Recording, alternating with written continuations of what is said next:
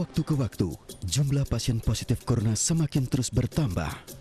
Pada 20 Maret 2020 kemarin, gugus tugas COVID-19 mencatat jumlah positif corona menembus angka 1.046 orang yang terpapar corona dengan jumlah kematian mencapai 87 orang.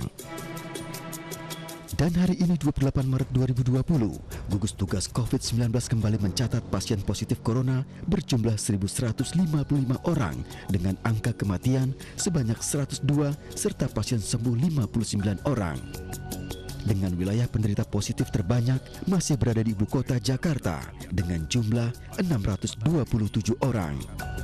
Pada hari ini telah terkonfirmasi dari tanggal 27 Maret pukul 12.00 sampai 28 Maret 12.00 sebagai berikut.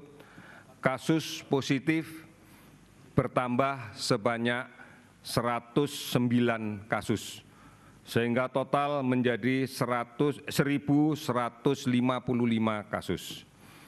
Kemudian pasien yang sudah sembuh dan diizinkan pulang bertambah 13 orang, sehingga total menjadi 59 orang. Kemudian dilaporkan kasus kematian pada periode ini sebanyak 15 orang, sehingga total kematian menjadi 102 orang.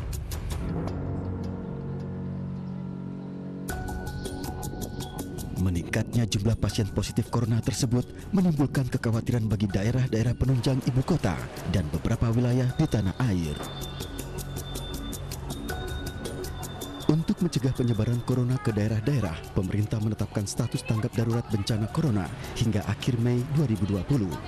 Selain itu, Wapres meminta agar warga tidak mudik ke kampung halaman saat Lebaran mendatang. Sebaiknya memang masyarakat tidak mudik, ya. Mudik itu kan yang penting bagaimana bersilaturahim.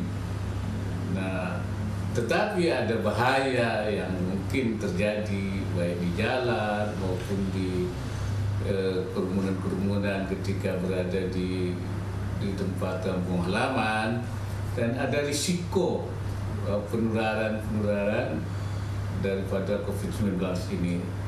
Sedangkan silaturahim itu bisa dilakukan melalui online, melalui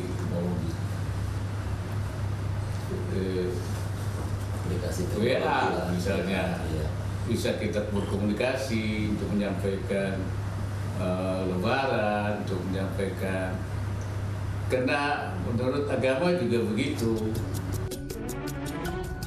Menyikapi kondisi penutupan wilayah oleh beberapa daerah, Menko Polhukam Mahfud MD mengaku saat ini tengah mempersiapkan rancangan peraturan mengenai karantina wilayah.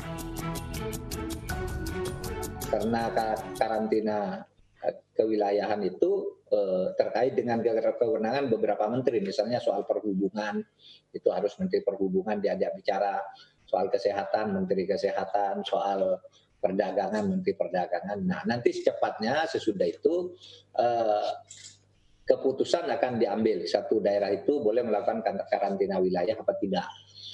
Nah, di antara yang akan dibatasi itu, misalnya seumpama terjadi karantina wilayah nanti, tentu saja tidak boleh ada penutupan jalur lalu lintas terhadap mobil atau kapal yang membawa bahan pokok.